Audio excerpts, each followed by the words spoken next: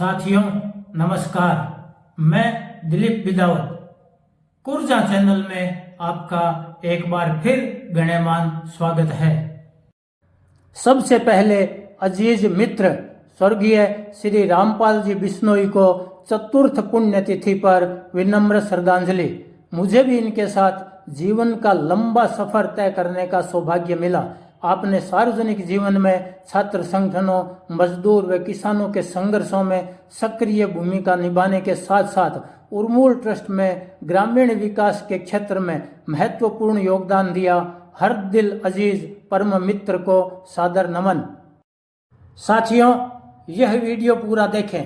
मरुस्थल में जीवन अस्तित्व में हमारे छोटे छोटे जीव कितने महत्वपूर्ण हैं और यह नहीं होंगे तो थार भी उजड़ी हुई सभ्यताओं की गिनती में आ सकता है। जी हाँ, आज बात करेंगे एक छोटे से जीव मधुमक्खी के बारे में। आपको कभी मधुमक्खी ने डंक मारा है? डंक की पीड़ा के कारण बहुत गुस्सा आया होगा, मन में विचार आया होगा कि मर क्यों नहीं जाती, लेकिन दुर्लभ शहद का भी मिठास चखा होगा। यह जान लें कि धरती पर मधुमक्खियां समाप्त हो जाए तो समस्त जीव जगत का खात्मा निश्चित है। यह मैं नहीं कहता, वैज्ञानिक कहते हैं। समस्त जीव जगत से इस छोटे से जीव के क्या तार जुड़े हुए हैं, आइए जानते हैं। मरुधरा में भी मधुमक्खियां पाई जाती है क्योंकि यहाँ भी समृद्ध जैव विविधता अभी तक बची हुई है। थार रेगिस्तान ही नहीं, मधुमक्खियां पूरी धरती पर जीवन के अस्तित्व को बनाए रखने में महत्वपूर्ण भूमिका निभाती है। यह न केवल असंख्य गुणों से भरपूर शहद बनाती है, बल्कि पूरी धरती पर पाए जाने वाले जीवों की खाद्य सुरक्षा भी सुनिश्चित करती है। वैसे तो दुनिया में मधुमक्खियों की हजारों प्रजातियां हैं, लेकिन शुष्क मरु प्रदेश में इसकी दो प्रमुख प्रजातियां पाई जाती है। शहद बनाने के कारण इन्हें शहद मक्खी भी कहा जाता है। मधुमक्खियां परागण करने वाली जीव है। हालांकि परागण करने वाले अन्य जीव भी हैं, परंतु मधुमक्खियां इनमें सबसे ज़्यादा परागण करती है। परागण, जिसे अंग्रेजी में पॉलिनेशन कहा जाता है, वह प्रक्रिया है जिसमें फूलों के परागण पुंकेसर से निकलकर मरकंद यानी फूलों के रस पर स्थानांतरित होते हैं। यह प्रक्रिया पौधों में प्रजनन के लिए आवश्यक होती है। इसके माध्यम से नर युग्मक मादा अंगों तक पहुंचते हैं और निषेचन की प्रक्रिया होती है, तभी फल और बीज बनते हैं। पुनर्उत्पादन चक्र चलता है। कुछ स्वपरागण वाले पौधे, जिनमें नर तथा मादा दोनों प्रकार के फूल एक ही पौधे पर होते हैं, लेकिन कुछ नर और मादा के दो अलग अलग पौधे होते हैं तथा एक पौधे से दूसरे पौधे तक परागण स्थानांतरित होता है। हालांकि आजकल इसके कुछ वैज्ञानिक तरीके भी विकसित हुए हैं जिनमें धन और मेहनत ज़्यादा लगती है, लेकिन जीवों द्वारा यह सटीक समय पर बड़ी तादाद में मुफ्त में किया जाता है। इनमें सबसे ज़्यादा परागण मधुमक्खियां करती है।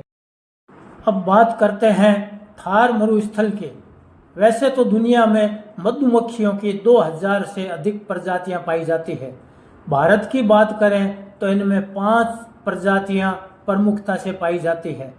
थार मरुस्थल में 2 प्रकार की प्रजातियां प्रमुख है, एक एपिस डोरसाटा और दूसरी एपिस फ्लोरा। एपिस डोरसाटा को जंगली मधुमक्खी भी कहा जाता है। यह आकार में बड़ी होती है, लगभग 17 से 20 mm लंबी। यह अपना छाता ऊंचाई पर बनाती है, जैसे पानी की टंकियों, ऊंची इमारतों के छज्जों पर। इसके छत्ते का आकार बड़ा होता है तथा शहद की मात्रा 25 से 45 किलो तक होती है। यह सबसे ज़्यादा फूलों का रस लेती है तथा परागण भी अधिक करती है। यह आक्रामक ज़्यादा होती है, खतरा भांपने पर झुंड में हमला करती है। एपिस फ्लोरा को छोटी या बोनी मधुमक्खी भी कहा जाता है। इसका शरीर चपटा व पतला होता है। भारत तथा दक्षिण एशिया में सबसे छोटी प्रजाति है। इसका आकार 7 से 10 mm लंबा होता है। झाड़ियों पतली शाखाओं पर छत्ता बनाती है जो एपिस डोरसाटा की तुलना में बहुत छोटा होता है। यह बहुत कम शहद बनाती है। इसके छत्ते में 100 से 200 ग्राम शहद होता है। भले ही छोटी और शहद कम बनाती है, लेकिन परागण में इसकी भूमिका भी महत्वपूर्ण है। मधुमक्खियां गर्मियों में अप्रैल से जून के बीच, वसंत में फूल आने पर तथा सर्दियों में दिसंबर से फरवरी के बीच शहद बनाती है। वसंत व मानसून के मौसम में शहद अधिक बनाती है क्योंकि उस समय वनस्पतियों में फूल सबसे ज्यादा होते हैं। सर्दियों में शहद कम बनाती है क्योंकि फूल बहुत कम होते हैं। मरुधरा का शहद काफी उत्तम माना जाता है। यहाँ पालतू मधुमक्खियों के शहद की बात नहीं कर रहे हैं, प्राकृतिक रूप से बने शहद की बात कर रहे हैं।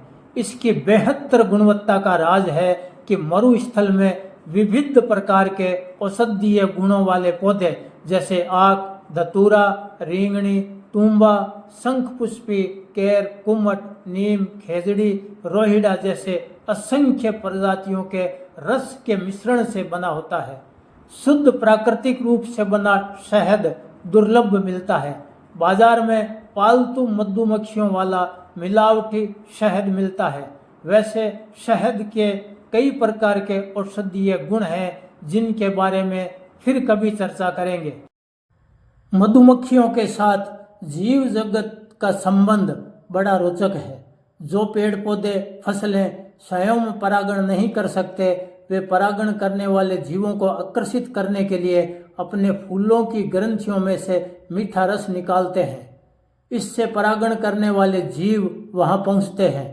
यह प्राकृतिक परागण की प्रक्रिया है जिससे हमें खाद्य पदार्थ मिलते हैं। मधुमक्खियों में मुख्यतः 3 श्रेणियां होती है: रानी, श्रमिक और नर मधुमक्खी। श्रमिक मक्खियां फूलों से रस प्राप्त कर मोम और शहद बनाती है। छत्ता उनकी एक कॉलोनी होता है। रानी मधुमक्खी प्रजनन करती है। नर केवल संतान पैदा करने की प्रक्रिया तक सीमित रहता है।